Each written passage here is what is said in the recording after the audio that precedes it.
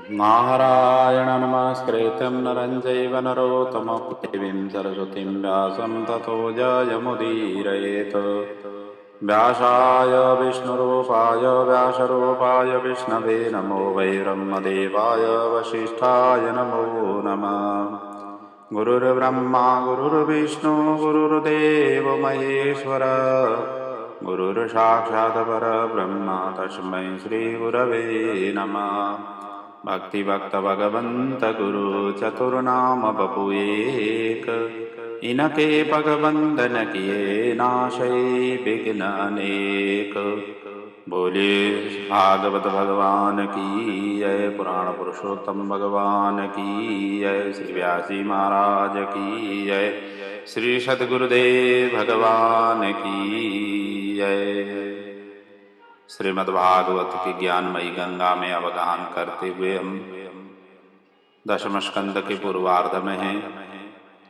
कल तक की कथा में हमने यज्ञ पत्नियों के ऊपर भगवान की कृपा, इनकी हमने चिंतन मनन करते हुए कल का प्रसंग पूर्ण किया था। आज वहीं से कथा के आगे प्रारंभ कर रहे हैं। आज से गोवर्धन लीला का प्रसंग से कथा प्रारंभ होगी। सुखदेव जी यहाँ पर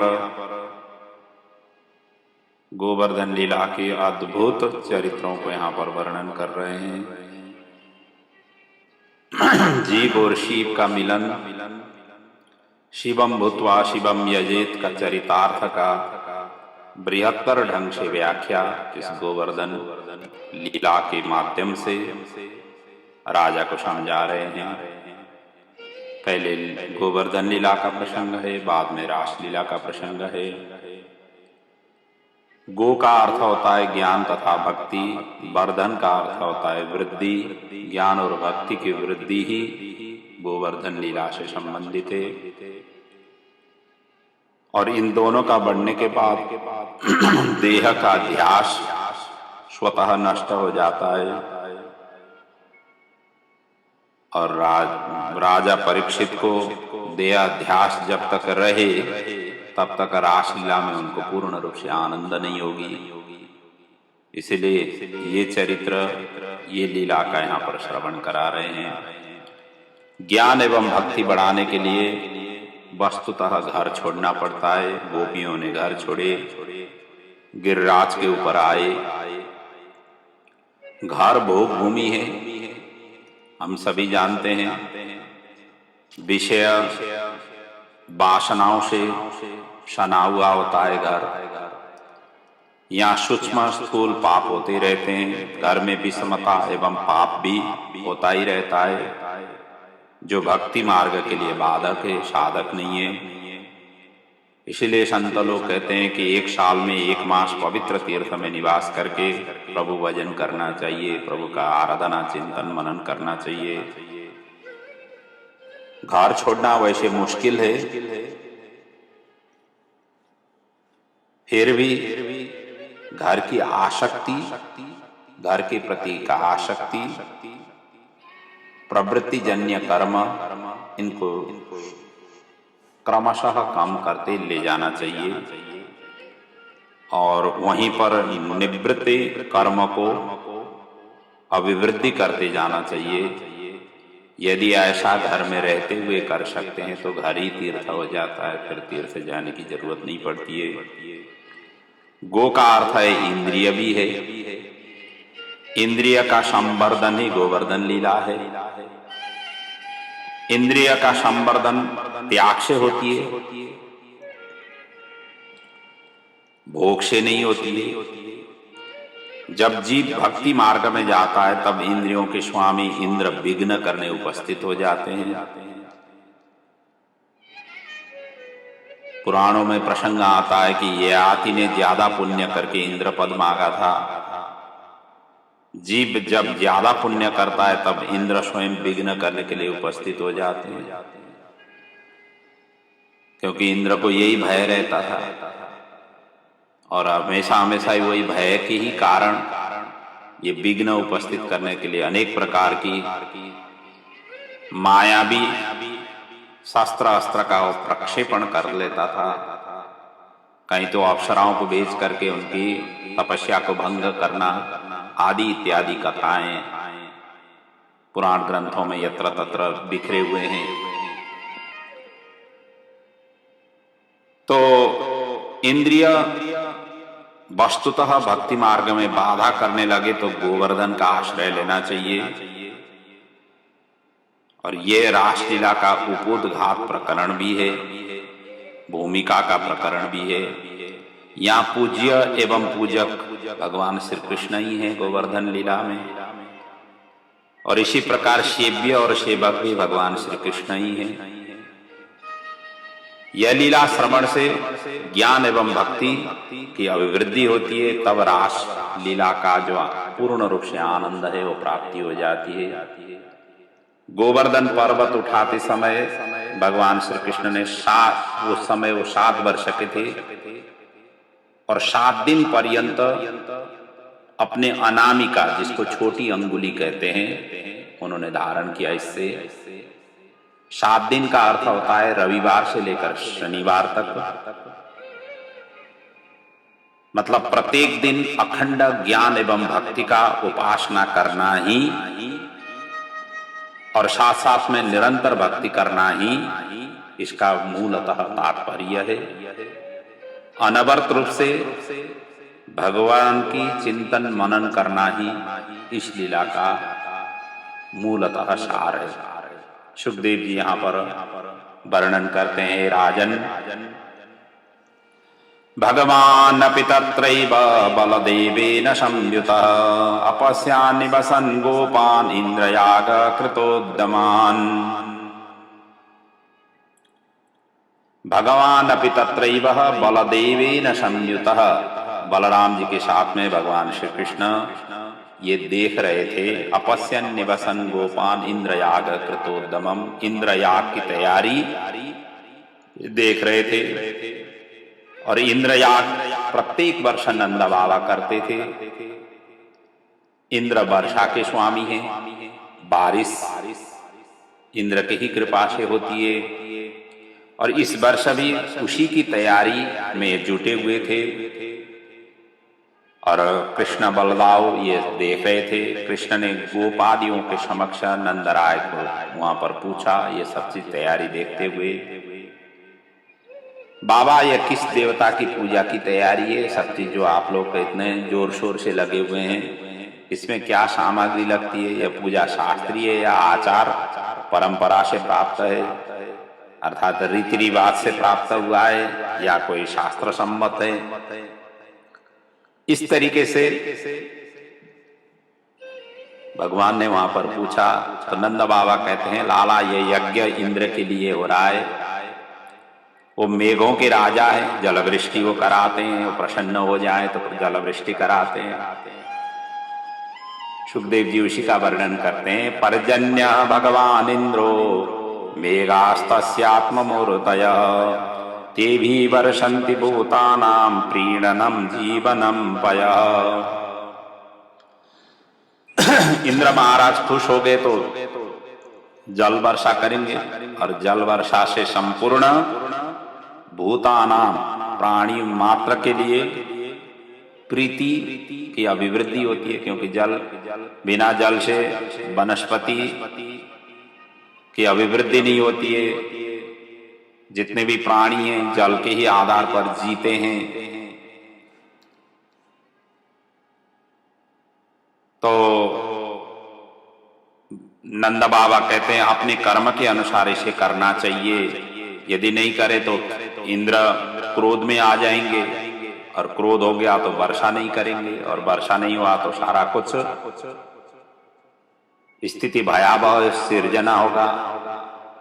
ये नंद बाबा ने समझाया। तब भगवान श्री कृष्ण ने कहा, कर्मणा जायते जंतो कर्मणैव विलीयते सुख दुख भयं क्षेमं कर्मण्यैव विपद्यते।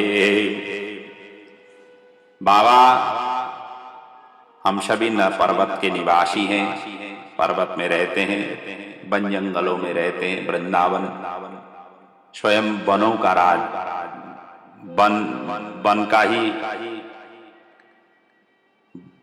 विभिन्न वनों का संयुक्त ही वृंदावन है। तो यमुना और यहाँ के आसपास के जो पर्वत हैं, ये पर्वत श्रृंखला में उनके ही आश्रय लेकर के हम जी रहे हैं। हमारे प्रधान देवता तो वन है, पर्वत है, इसलिए हमें वन और पर्वत की सेवा करनी चाहिए, उनकी उपासना करनी चाहिए। साथ साथ में गौ ब्राह्मण इनकी हमें अभिवृद्धि करनी चाहिए। और इसीलिए गोवर्धन का ही यज्ञोत्सव होनी चाहिए। ऐसा कहते हुए कहते हैं, तस्मात् गवाम ब्राह्मणानाम अद्रेश्चार्यम्यताम मख य इंद्र याग संभारास्तैरयम् साध्यताम मख। हमें तो इनकी यज्ञ करनी चाहिए, गौ की अभिवृद्धि के लिए, वनों की अभिवृद्धि के लिए, गोवर्धन की अभिवृद्धि के लिए हमें उसकी यज्ञ करना चाहिए, न कि इंद्र की यज्ञ। नाना प्रकार के पकवान न उसके लिए बनाया जाए। भगवान श्री कृष्ण अपने अभिमत प्रकट कर रहे हैं। और जिसमें खीर हो, हलवा हो, मालपुआ हो, पूड़ी हो, कचौड़ी हो, कड़ी हो, पकौड़े हो, और साथ साथ में अनेक प्रकार की मिष्ठान्न हो, दही बाड़े हो, और इस तरीके से अनेक प्रकार की वैरायटी, और वो भी कम से कम 56 प्रकार की भोगों की आयोजना किया जाना चाहिए। ऐसा किया जाए। और इस प्रकार हम गिरिराज ब्रजवासी को तो गिरिराज की सेवा करनी चाहिए, उनकी पूजन की तैयारी करनी चाहिए, न कि इंद्र की यदि पूजा ही करना हो। इस तरीके से वहां उन्होंने समझाया। समझाते ही कृष्ण की बातों को सभी ने अनुमोदन किया और इधर पूजा की तैयारी होने शुरू हो गई। दीपावली का समय आया, सारा ब्रज का दूध इकट्ठा किया गया और विभिन्न प्रकार की परिकार वहां पर बनने लग गए।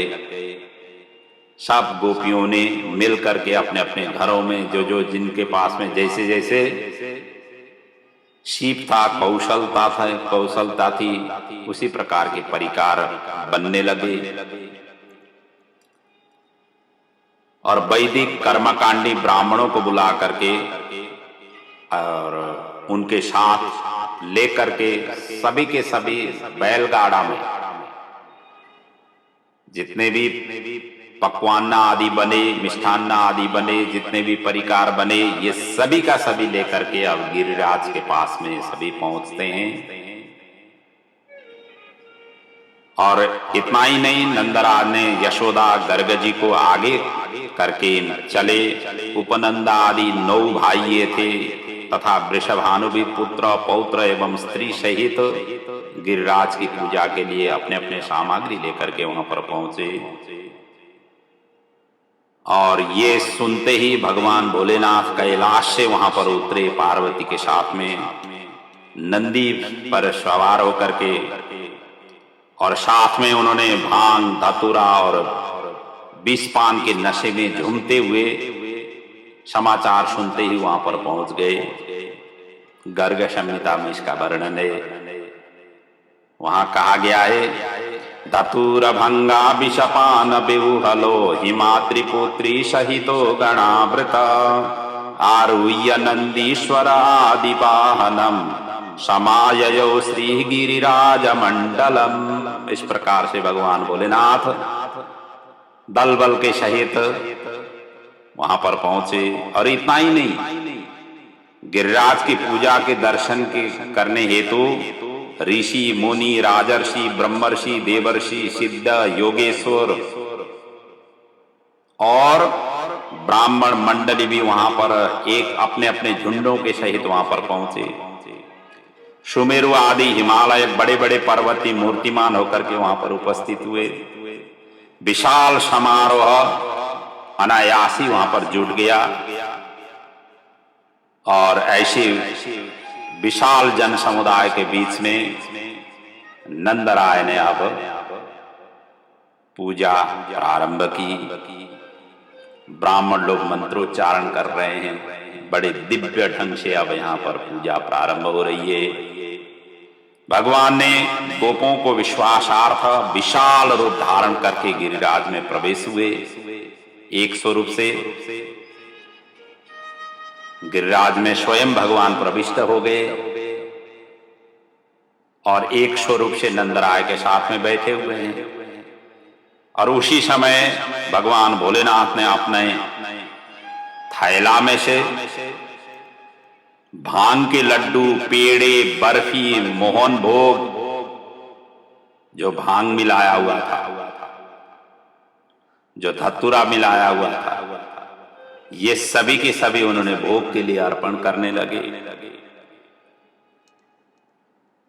निकाल करके भगवान को जैसे वो खिलाने लगे, गिरिराज महाराज को जब खिलाने लगे, और जब भगवान भोलेनाथ का ये सभी प्रसाद गिरिराज महाराज ग्रहण करने लगे, उनको धीरे धीरे करके नशा चढ़ने लग गया। अब भांग धतूर में तो ये नशा आती ही है, चढ़ने लग गया। और नशे में ऐसा स्थिति हो गया कि गिरिराज महाराज अब झूमने लगे।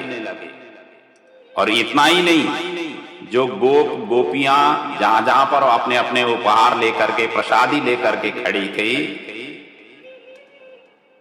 सारा थाली सजा करके ऐसे जो प्रसादी लेकर के खड़ी थी, उन्हीं थालियों से नाना प्रकार के भोजन अब गिरिराज महाराज जीवने लगे, ग्रहण करने लगे।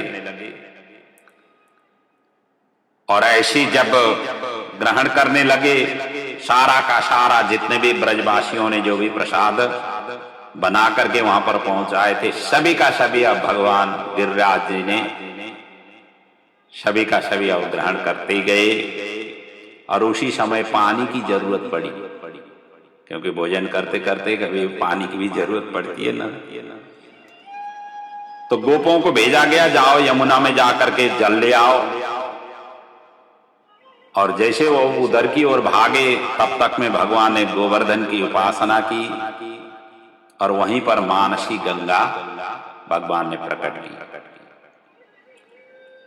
और मानसी गंगा आज भी गोवर्धन की परिक्रमा करते समय आप दर्शन करने को मिलता है।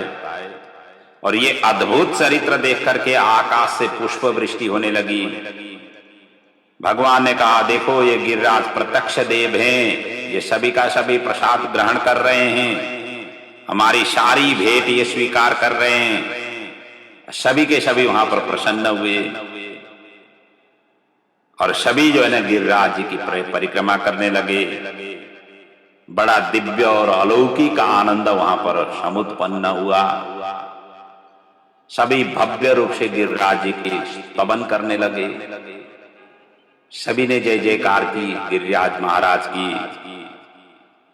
और इतना ही नहीं, गिरिराज जी साक्षात देव हैं ऐसा प्रतीति सभी को हुआ वहां, क्योंकि सभी ने जो भी प्रसाद बना करके लेके गए थे, आज गिरिराज महाराज सभी की प्रसाद ग्रहण कर रहे हैं। हम सभी देखते ही हैं कि प्रसाद जब भगवान के आगे भोग लगाया जाता है, भगवान प्रसाद को छूते नहीं है, उसको भाव को ग्रहण करते हैं। नॉर्मली यही होता है मठ मंदिरों में, जहां भी हम भोग लगाते हैं, घर में भी अपने ठाकुर जी को, वो भाव को ग्रहण कर रहे हैं। यहाँ तो भाव नहीं, वो सारा का सारा ग्रहण कर रहे हैं। ये स्थिति उत्पन्न हुआ। तब तो सभी को विश्वास हो गया, आश्चर्य हो गया और सभी ने जय जयकार की। और गिरिराज महाराज को परिक्रमा करते हुए अंतिम में गिरिराज जी की पूजा सुसंपन्न हुई और उसके पश्चात अपने अपने घर के लिए प्रस्थान किए। सह कृष्णा ब्रजम ययो, सभी गिरिराज जी को इस तरीके से पूजा अर्चना करके वापस अपने अपने घर को निकल पड़े। और सुखदेव जी आगे वर्णन करते हैं, ये सब चीज सूचना इंद्र को पता लग गया। इंद्र ने अब यहां बारिश, मुसलधार उसने वर्षा वहां पर किया, और जिसका वर्णन आगे के प्रसंग में है। सुखदेव जी कहते हैं, राजन, इंद्र परंपरागत पूजा को बंद देख करके नंदादि गोपों पर कुपित हुए। देव कुपित हुए, उन्होंने प्रलयनकारी सांबर्तक मेघ को बुला करके कहा, अहो श्रीमदमाहात्म्यम गोपानां काननौकशाम कृष्णम मर्त्य उपाश्रित्य ये चक्रु देवहेलनम। धन संपत्ति का इन्हें मद हुआ है, तुम शीघ्र जाओ। ऐसा कहते हुए सांबर्तक मेघ को उन्होंने आज्ञा दिया गोकुल पर, और वहां जाकर के सबके सबको नष्ट कर डालो। और इंद्र की आज्ञा पा करके मेघ सांबर्तक गोकुल पर मुसलधार वर्षा करने लगा। और वर्षा भी ऐसा करने लगा जो कभी कभी बारिश ऐसी जबरदस्त होती है, उसी प्रकार की, जो गड़गड़ाहट के सहित और अद्भुत रूप से और निरंतर जब बारिश हो जाए, समझना चाहिए सांबर्तक ये बारिश हो रही है। तो ये 7 दिन पर्यंत वर्षा उन्होंने वहां पर किया। चारों ओर से त्राही त्राही हो गए, सभी कन्हैया के शरण में आए, भगवान कृष्ण बचाओ बचाओ बचाओ, अब हम कहां जाएं, सभी तरफ बारिश ही बारिश है। और उन्हें आकर के भगवान से शरणापन्न होते हुए कहने लगे, और वही बात यहाँ सुखदेव जी कह रहे हैं, अत्याशाराति बातेन पशवो जात बेपना गोपा गोप्यस्य सीतार्ता गोविंदम शरणं ययो।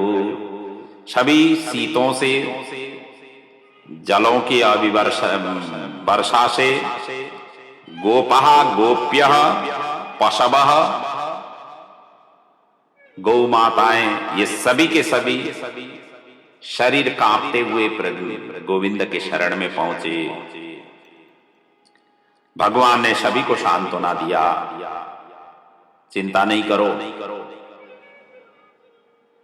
अपनी योग शक्ति से गिरिराज जी को उन्होंने धारण किया और सभी को उसके नीचे सपरिवार सामग्री सहित आने के लिए उन्होंने आज्ञा दिया।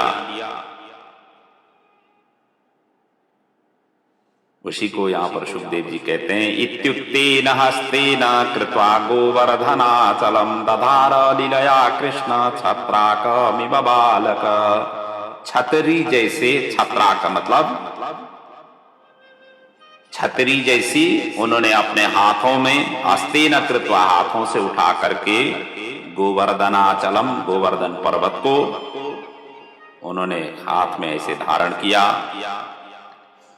और ब्रजवासी गोप, गौ, बछड़े, बैल, गाड़ी आदि सामग्री ले ले करके उसी पर्वत के नीचे आकर के सभी निवास करने लगे, सभी सुरक्षित होने लगे।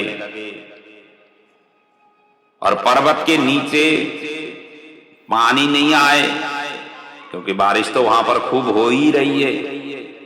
कहीं ऐसा नहीं हो कि पर्वत के नीचे आ जाए, जहां पर ये शरणापन्न होकर के बैठे हुए हैं, सभी सुरक्षित होकर के बैठे हुए हैं, वहां पर भी यदि बारिश आ जाए तो उसको कैसे निवारण करें।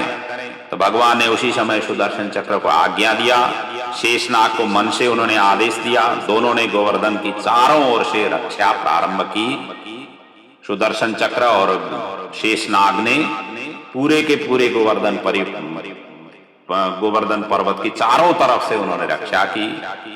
फिर भी पानी चारों ओर से हुआ तो भगवान ने अगस्त्य ऋषि को स्मरण किया, उनको आज्ञा दिया कि सभी पानी को आप अभिशोषित करो, क्योंकि अगस्त्य ऋषि में ये शक्ति थी, वो सारा का सारा जल को शोषण कर सकते थे, पी सकते थे। और इस प्रकार भगवान ने 7 दिन पर्यंत धारण किया। उधर इंद्र ने भी 7 दिन पर्यंत, सांबर्तक मेघ ने 7 दिन तक मुसलधार बारिश करता ही रहा। उसी की प्रसंग को सुखदेव जी स्मरण करते हैं। क्षुत्रभ्याम सुखापेक्षाम हित्वा तैर्ब्रजवासिभिः भिक्षमाणो दधाद वज्रे सप्ताहम नाचलत पदात। 7 दिन तक भगवान एक पग भी वहां से इधर उधर हिले नहीं, अविचल होकर के भगवान ने इस तरीके से गोवर्धन धारण किया। ब्रजवासी सभी के सभी बच गए। उधर इंद्र का अभिमान टूटता ही गया।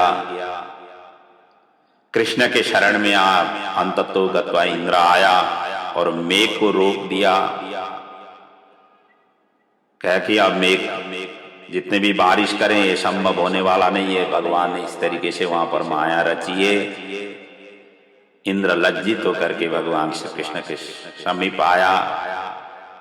निस्तंभो भ्रष्ट संकल्प स्वान मेघान संयवारयत, अपने मेघों को उसने रोकने की आज्ञा दिया और आज्ञा देते ही आकाश निर्मल हो गया। सब गिरिराज से बाहर निकले। भगवान ने भी उस पर्वत को देखते देखते ही पूर्ववत जहां से उन्होंने पर्वत को उठाया था उसी स्थान में उन्होंने फिर स्थापन किया। सुखदेव जी उसी की वर्णन करते हैं। भगवान अपितम शैलम स्वस्थाने पूर्ववत प्रभो पश्यताम सर्वभूतानां स्थापयामास लीलया। वहीं पर उन्होंने स्थापन किया। इस चरित्र को देख करके भगवान को आकाश से पुष्प वृष्टि हुई। सभी ने जय जयकार लगाए। गोप तथा गोपियों ने उनकी पूजा हुई। नंद यशोदा ने हृदय से लगा लिया।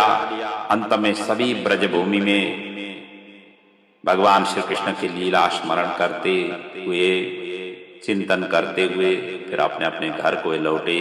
गायंत यूर्मुदिता हृदय स्पृशा। आज यहाँ शिवम भूत्वा शिवम यजेत चरितार्थ हुआ। देवम भूत्वा देवम यजेत का चरितार्थ हुआ। ऐसे भगवान ने गोवर्धन धारण करते हुए सब ब्रजवासियों को आश्रय दिया।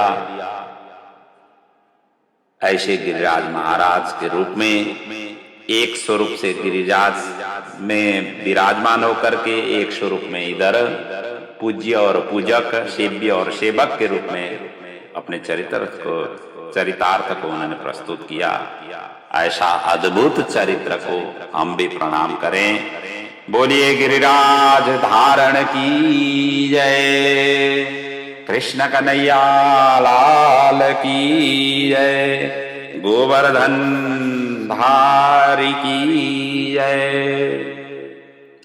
अगले अध्याय में सुखदेव जी कहते हैं नंद और गोप द्वारा भगवान का महत्वपूर्ण ऐश्वर्य का वर्णन किया गया है। जब भगवान ने इस प्रकार की लीला की तो सभी ने अलौकिक चरित्र को देख करके सभी गोपों ने मिलकर के नंद बाबा से कहा, बाबा नंद तुम्हारे बालक, इनके चरित्र देख करके हमें बड़ा आश्चर्य होता है। इन्होंने क्या क्या ऐसे अद्भुत कार्य किए हैं। वहां इन सभी जितने भी कार्य इससे पहले भगवान ने किए हैं उन सभी का यहाँ पर स्मरण किया गया है। पूतना वध, जिनको दूध पीते पीते ही उनका वध करवा दिया। शकटा भंजन, तृणावर्त का उद्धार, यमलार्जुन, वत्सासुर, धेनुकासुर, प्रलंबासुर, कालिया नाग, गोवर्धन धारण, ये सब इतने छोटे से उम्र में ये करना, ये साक्षात अलौकिक शक्ति ही इनके अंदर में है।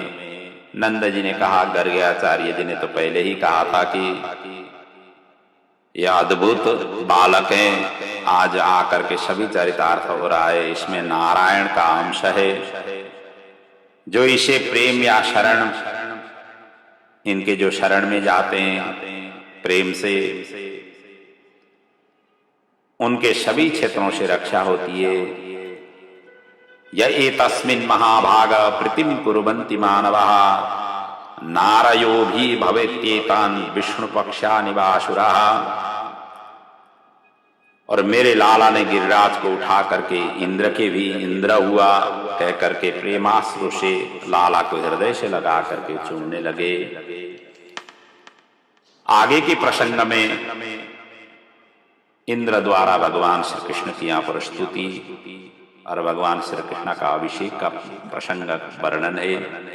सुखदेव जी आगे वर्णन करते हैं। राजन गोवर्धन धृते शैल आशाराद रक्षिते ब्रजे गोकुलादा ब्रजत कृष्णम शूरभी शक्र एव च। भगवान ने गिरिराज धारण करने के बाद इंद्र को लज्जा आई, वो शरण में आया और गोलोक से कामधेनु भी ब्रज में आई। इंद्र भगवान के चरण में जाकर के गिरा और क्षमा मांगते हुए यहाँ पर 10 श्लोकों से भगवान की उसने स्तुति गाया।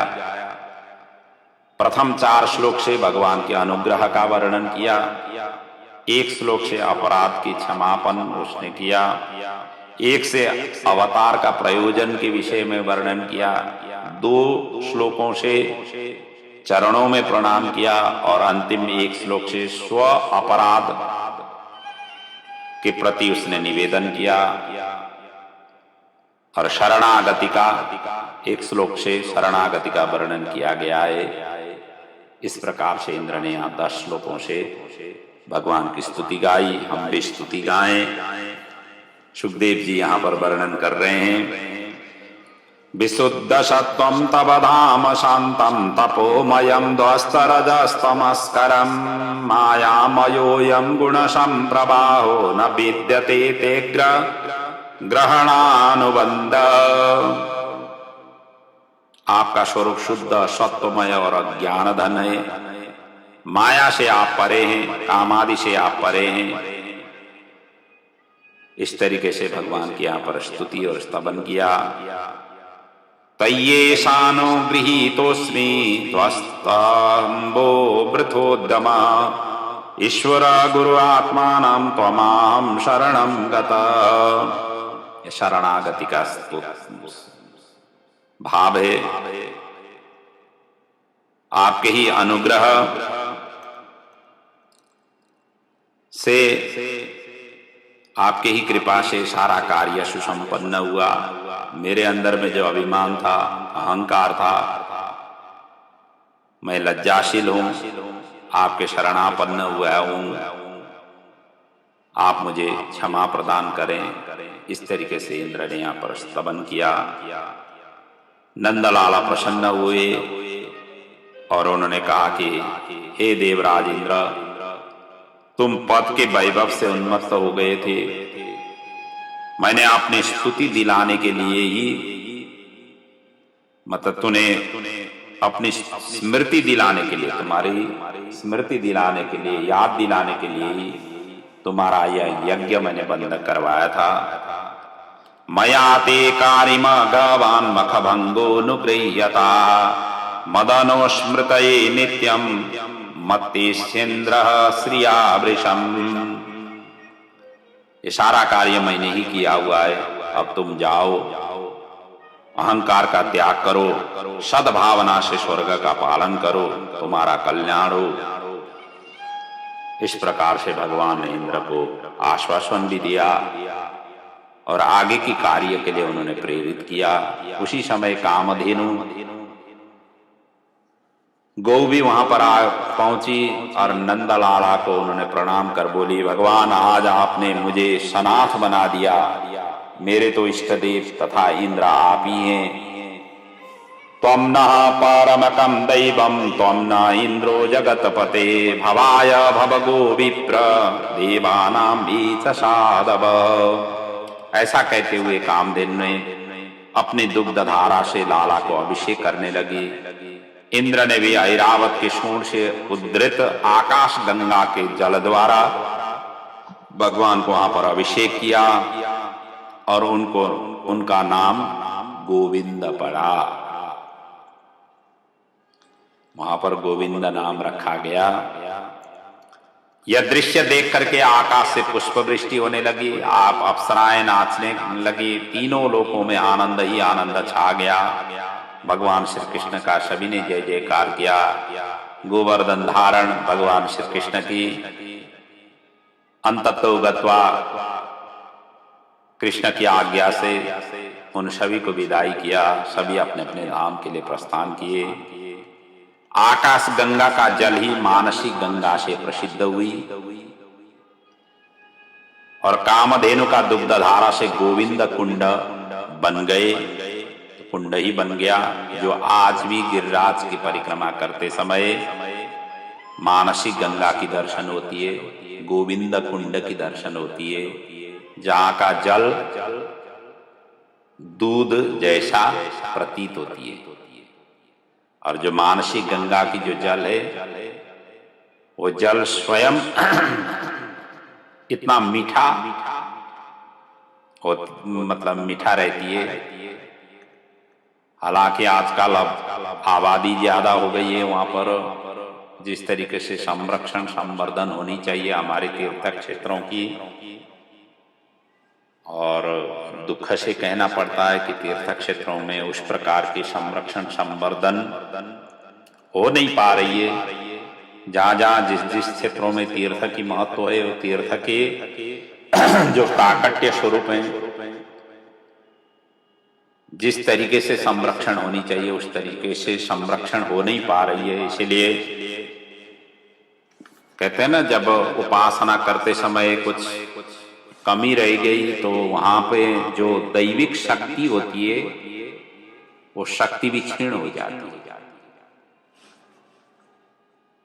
इसलिए मूर्तियों में, घर में जब मूर्ति या मठ मंदिरों में मूर्ति रखने के पश्चात उनकी निरंतर सेवा पूजन होनी चाहिए। यदि सेवा पूजन नहीं हो रही है, ये निरंतर रूप से वहां पर कीर्तन आदि नहीं हो रही हो, स्तुति बंदन आदि नहीं हो रही हो, तो मूर्तियों की तेज अपने आप ही विलय होती जाती है। इसलिए ब्राह्मण जो है ना, मंत्रोच्चारण के द्वारा, स्तोत्र मंत्र की पाठ के द्वारा भगवान के आगे और विभिन्न भक्तों के कीर्तनों के द्वारा उस सभी मूर्तियों में तेज की अभिवृद्धि रहती है। तो आगे कहते हैं कि भक्ति रस में इंद्रिय डुबा दो तो रास में विकार नहीं आएगा। इसलिए यह प्रसंग का यहाँ पर वर्णन हुआ। ब्रह्मा तथा इंद्र दोनों का अभिमान यहाँ पर तोड़ा गया। देवादिदेव के शरण में दोनों यहाँ पर आए। कहते हैं ना, आर्यावर्त क्षेत्र में पूर्व में जगन्नाथ, पश्चिम में द्वारिकानाथ, उत्तर में बद्रीनाथ और दक्षिण में रामेश्वर नाथ विराजमान है। लेकिन ये गोवर्धन नाथ बीचों बीच में, चार दिशाओं में चार नाथ बैठे हुए हैं और गोवर्धन नाथ उनके बीच में है। आगे के प्रसंग में सुखदेव जी कहते हैं, वरुण लोक से नंद का आनयन अर्थात नंद बाबा को ले आना, और जो गोप वाले गोप कुमारों के लिए वैकुंठ का दर्शन कराने का प्रसंग वर्णन है। सुखदेव जी वर्णन करते हैं, राजन एकादश्याम निराहार समभर्च जनार्दनम स्नातो नंदस्तु कालिंद्या द्वादश्याम जलमाभिशत। लीला कौतुकी भगवान कृष्ण ने इंद्र का दमन कर लेने पर एक दिन वरुण को भी उन्होंने शिक्षा देने की विचार किया। ब्रजवासी एकादशी की व्रत किया करते थे। एकादशी व्रतों में सर्वोत्कृष्ट व्रत है, जिसकी चर्चा हमने पिछले प्रसंगों में किया हुआ ही था। नवम स्कंद में विशेष रूप से उनकी एक नवम स्कंद में अम्बरीश के प्रसंग में हमने किया था। तो उत्तम व्रत है एकादशी का। वहां पर मैंने चिंतन मनन करते समय ये कहा था कि 11 इंद्रियों को भगवान के चरण शरण में रखना ही एकादशी व्रत है। 5 कर्मेंद्रिय, 5 ज्ञानेंद्रिय और 1 मन को। तो ये सभी ब्रजवासी एकादशी की व्रत करते थे। लेकिन वैसे भी वैष्णव जन सभी के सभी एकादशी व्रत करते ही हैं, और रात में जागरण किया करते थे एकादशी व्रत करते समय। नंद बाबा ने नियम अनुसार एकादशी का निराहार व्रत किया। दूसरे दिन द्वादशी थोड़ी ही थी, इसीलिए अरुणोदय के पूर्व ही रात्रि में स्नान करने यमुना जी में उतर गए। वरुण का दूत एक यक्ष वहां जल की रक्षा में वो नियुक्त था। उसने आशुरी बेला समझ करके अज्ञानता से नंद बाबा को पकड़ करके वरुण के पास लेके गया। गोपगण नंद बाबा को न देख करके सभी रोने लगे, हाहाकार वहां पर मच गया और सभी गोप कुमार भगवान श्री कृष्ण और बलदेव के शरण में आए और उनको भी यह समाचार सुनते ही जल्दी से वो यमुना के किनारे में पहुंचे और देखा कि भगवान को तो अब सारा भगवान की ही लीला है, भगवान को तो पता चल ही गया। भगवान ने तुरंत ही यमुना मैया के ऊपर छलांग मार दी और तुरंत ही वरुण लोक में पहुंचे। कृष्ण को देख करके वरुण अपने सिंहासन से झट खड़ा हुआ, तुरंत ही खड़ा हुआ और भव्य रूप से वहां पर षोडशोपचार से पूजन करने लगा और षोडशोपचार से पूजन करने के पश्चात उसने स्तुति गाई। सुखदेव जी उसी को यहाँ पर वर्णन कर रहे हैं। नमस्तुभ्यं भगवते ब्रह्मणे परमात्मने न यत्र श्रूयते माया लोक सृष्टि विकल्पना। आपके पिता को अज्ञानता से सेवकों ने पकड़ करके लाए, आप इसे क्षमा करें, हमारे ऊपर कृपा करें। और नंद ने यह कृष्ण की पूजा स्तुति देख करके नंद बाबा वहां पर आश्चर्य में पड़ गए और ब्रज में आकर के नंद बाबा ने यह सारा का सारा वृत्तांत बताया। नंद को पा करके अंततोगत्वा सभी के सभी खुश हुए। वरुण देव से विदाई लेकर के भगवान श्री कृष्ण भी नंद बाबा को लेकर के पुनः ब्रजभूमि में लौटे। कन्हैया साक्षात जगदीश्वर जान करके गोपगण आपस में कहने लगे कि कन्हैया अर्थात फैलाला दया करके हमें भी ये बैकुंठ कहते हैं, बैकुंठ धाम आप हमें भी दिखाओ। इस तरीके से उन्होंने अनुरोध किया और कन्हैया ने गोपों का जो भाव था, गोप कुमारों का जो भाव था, वो समझने में देर नहीं लगी और एक दिन अनुकूल अवसर देखते हुए सभी को उन्होंने वैकुंठ का दर्शन कराया। उसी का सुखदेव जी यहाँ पर वर्णन करते हैं। इति संचित्य भगवान महाकारुणिको हरि दर्शयामास लोकम स्वं गोपानां तमसा परम। जो अत्यंत अद्भुत वैकुंठ धाम का अलौकिक शोभा थी, वो सारा का सारा सब गोप कुमारों को उन्होंने दर्शन कराया। वैकुंठ का दर्शन पा करके गोपगण परम आनंद में मग्न हुए। वहां समस्त वेद पुराण इतिहास आगम निगम तंत्र धर्मशास्त्र आदि मूर्तिमान होकर के भगवान की स्तुति कर रहे थे। वैकुंठ में अपना ऐश्वर्य दिखा करके फिर उन्हें ब्रज में सभी को सभी लौटा लिए। सभी आए। रात्रि के, वैसे भी कहा जाता है रात्रि के 11 से 3 बजे पर्यंत राक्षसों का समय होता है। इस बीच में कुछ भी नहीं करना चाहिए। नंद बाबा ने प्रातःकाल समझ करके इसी समय नहाने के लिए यमुना के तट पर गए थे और तभी जाकर के वरुण के सेवक आकर के उनको पकड़ लिए। और इसका मूल तात्पर्य यही है कि रासलीला से पूर्व वरुण देव का यहाँ पराजय हुआ। नंद जीव है, वरुण जिह्वा के स्वामी हैं। वरुण के सेवक षडरस है। जब तक जिह्वा के अंदर षडरस प्राप्ति के मोह जब तक रहती है, तब तक ये छूटता नहीं है। और ये जब छूट जाएगी तब जाकर के रासलीला में रसपान करने समर्थवान हो जाएंगे। और यदि ये नहीं छूटा तो रासलीला का जो रसमय पान है वो करना संभव नहीं था। इसीलिए इसका निरोध करके रास में इनको प्रवेश कराना था राजा को।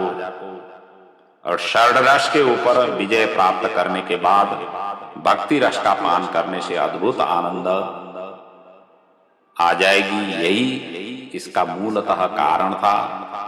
और इसी कारण से ही ये लीला यहाँ पर किया। अब इसके पश्चात हम रास लीला के प्रसंग में प्रवेश कर रहे हैं। अत्यंत अद्भुत ये रास लीला का उपाख्यान है। इसको रास पंचाध्यायी कहते हैं। दशम स्कंद के पूर्वार्ध 29 अध्याय से लेकर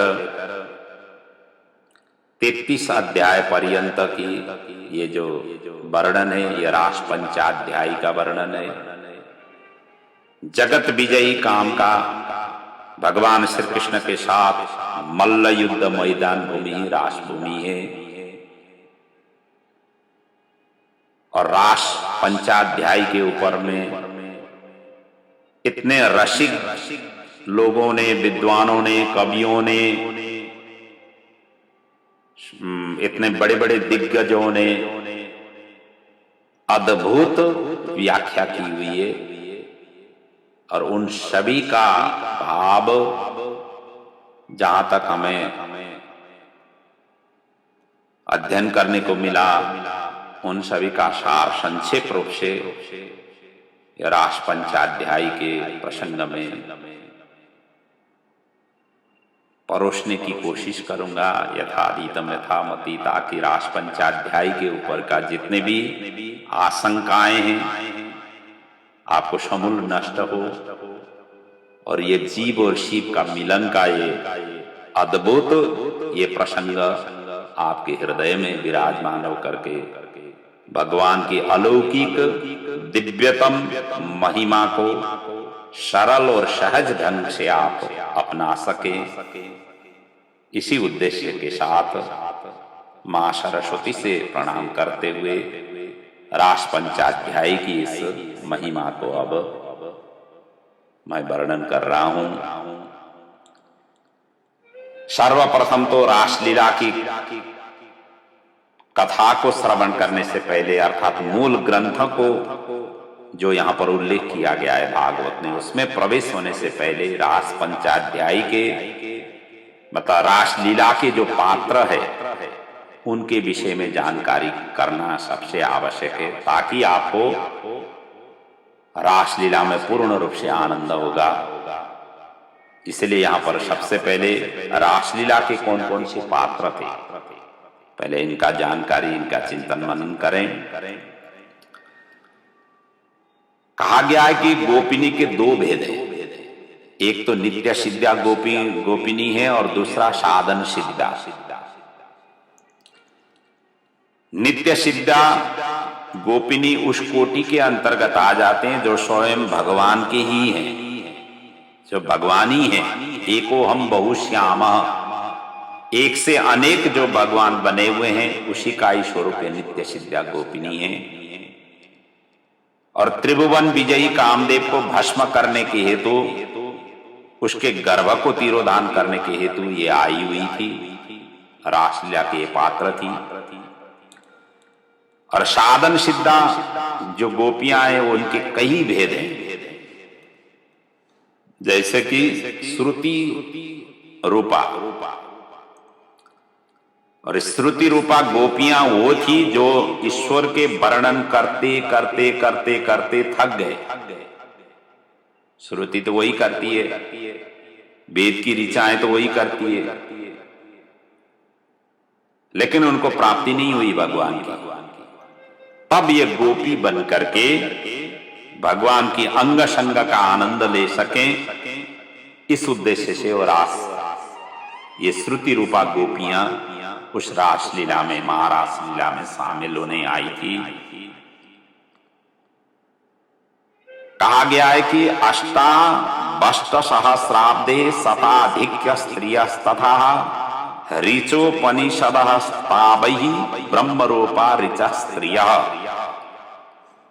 वेद की 16,108 ऋचाएं जो उपासना स्वरूप हैं, ये सब के सब मूर्तिमत होकर के सभी गोपियां गोपिनी बन करके वहां पर उपस्थित थी।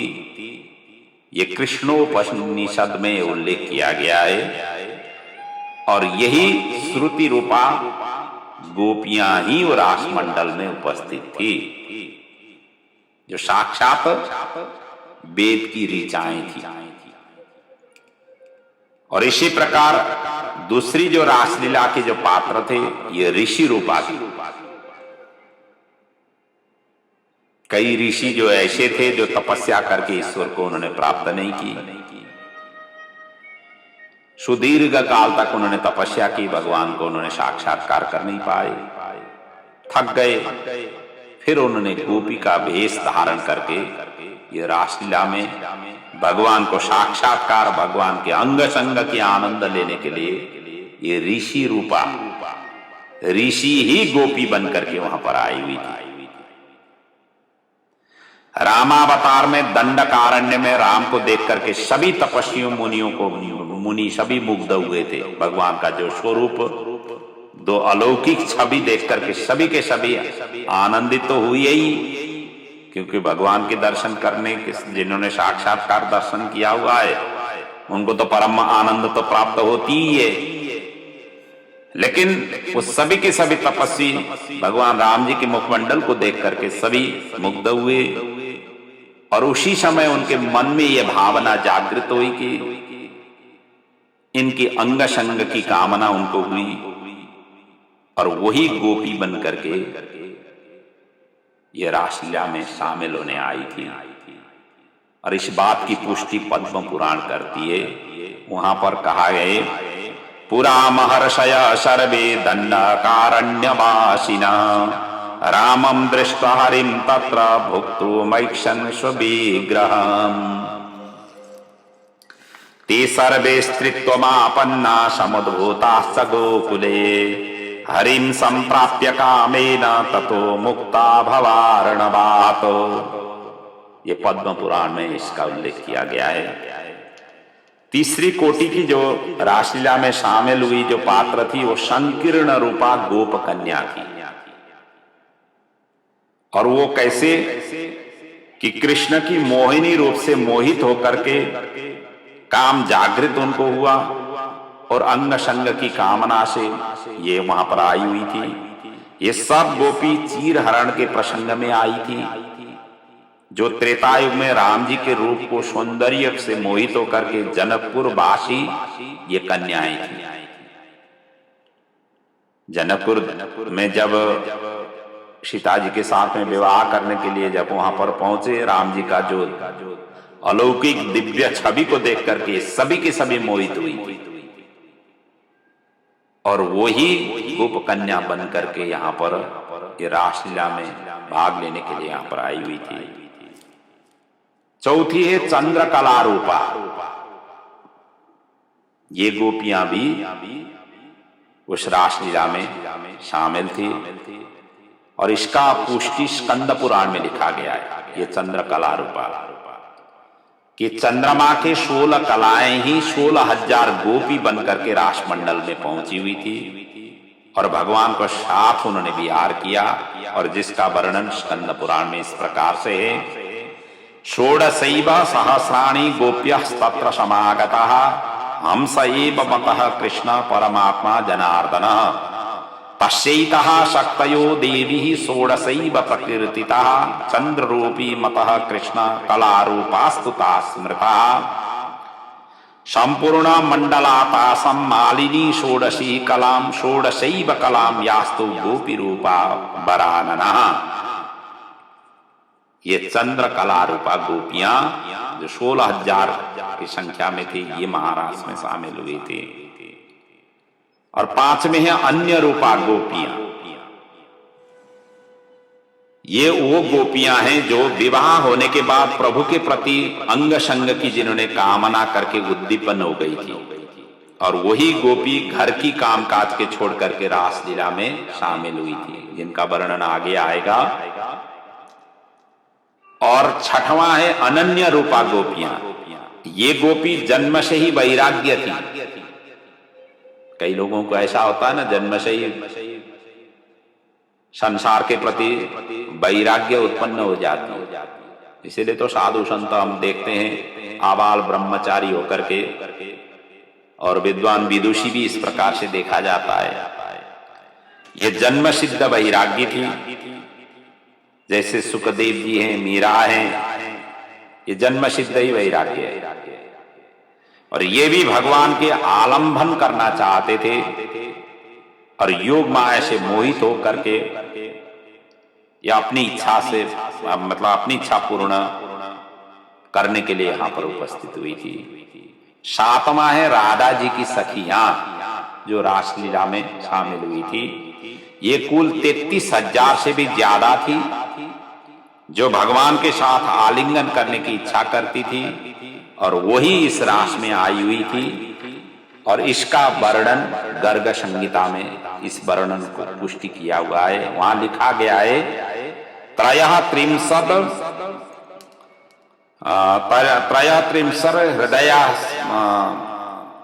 हृदयाश्च तासुशीलादयः क्रमात् राधिकायाः प्रियतमा गोपीनां प्रवरा ययुः। ये राधिकायाः प्रियतमा गोपीनाम, ये गोपी बनकर के वहां पर उपस्थित हुए थे। पद्म पुराण में इसीलिए स्पष्ट कहा है कि यह रास गोलोक के अंदर जो नित्य होती है, उसी का एक अंश भूमंडल पर हुआ था, जो उपरोक्त गोपियों ने अर्थात गोपिकाओं ने ये भाग लिया था। और इसकी पुष्टि पद्म पुराण इस प्रकार से करती है। गोप्यास्तु श्रुतयो गेया ऋषिजा गोपकन्यका देवकन्याश्च राजेंद्र न मानुष्य कथंचन। ये कोई मनुष्य योनि के उत्पन्न हुए ये रासलीला में शामिल नहीं थी। इस प्रकार के वहां पर वर्णन है। और दूसरी बात यह है, महारास तभी प्रारंभ हुआ जब पूतना वध अर्थात वासना नष्ट हुई। शकटासुर वध अर्थात अविद्या का नष्ट हुआ। तृणावर्त वध अर्थात रजोगुण का तिरोधान हुआ। बकासुर की वध अर्थात दंभ का तिरोधान होना। अगासुर वध अर्थात अगासुर पाप का कारण था, पाप का समूल नष्ट होना। वत्सासुर वध यह अज्ञान का प्रतीक था, अज्ञान नष्ट होना। प्रलंबासुर का वध अंतःकरण शुद्ध हुआ। कालिया दमन अर्थात वासना का क्षय हुआ, तब जाकर के महारास हुई।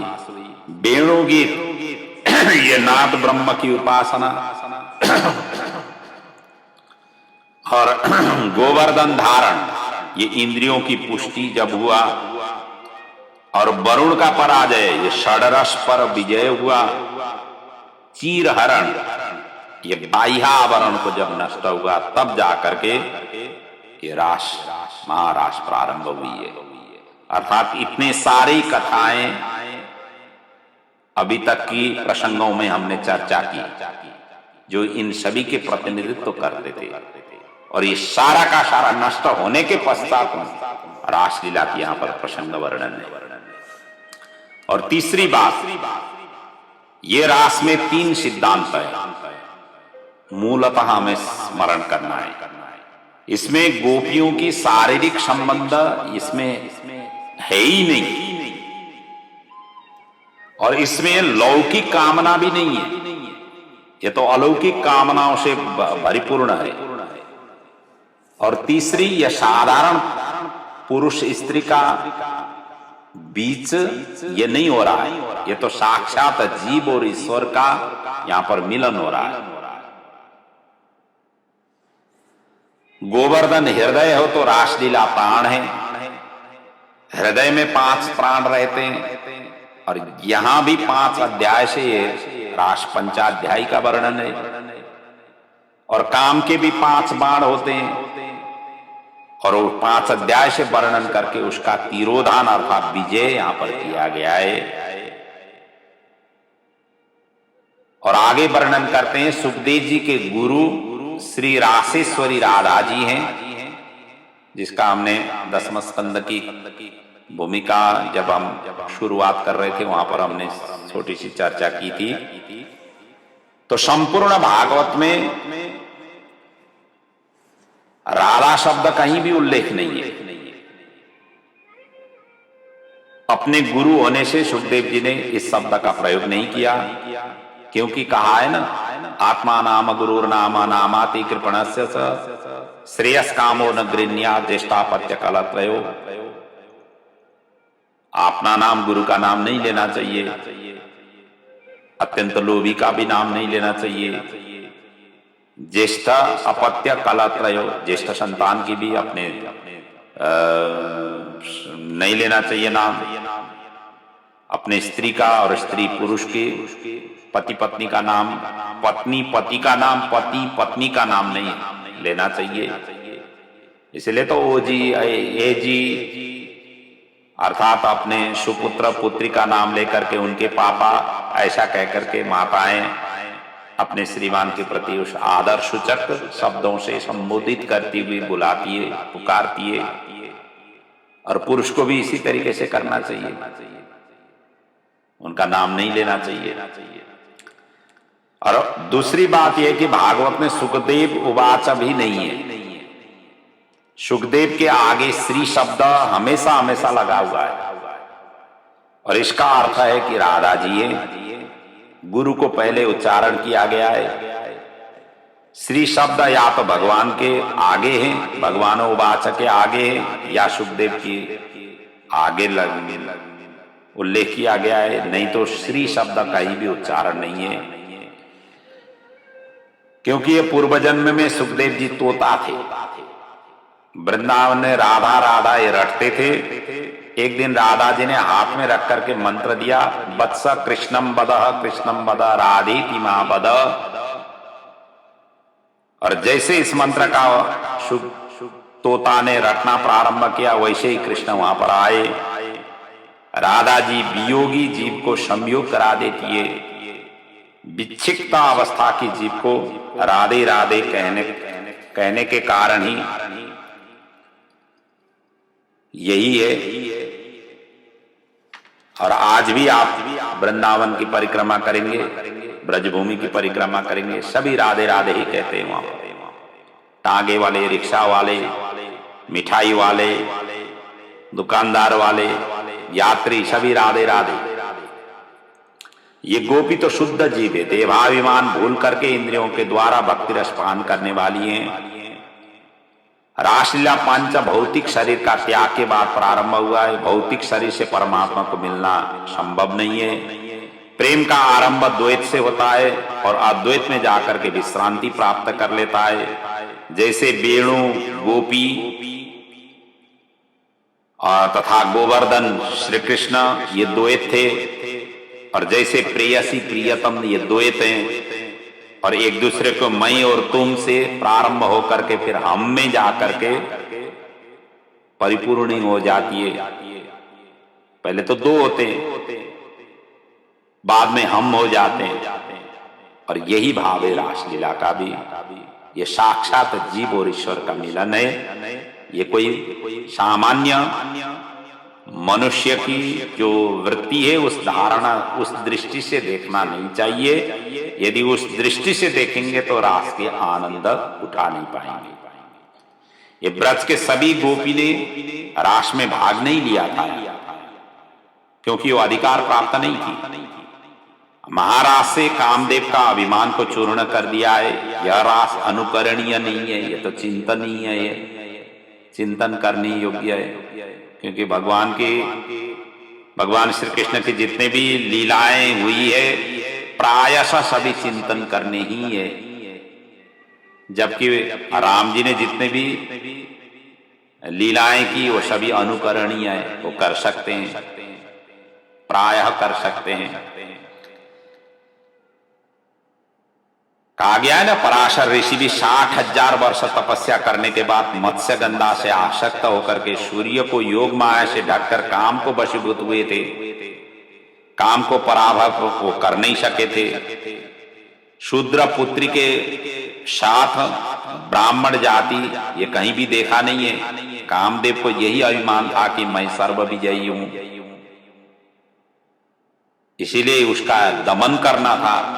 भगवान ने इसीलिए महाराज का यहाँ पर प्रस्तुत किया वो लीला की। यह काम परक नहीं था रासलीला, क्योंकि भगवान श्री कृष्ण की उम्र उस समय जब महारास हुई थी 11 वर्ष 52 दिन के थे, जबकि इस उम्र में काम जागृत होता ही नहीं।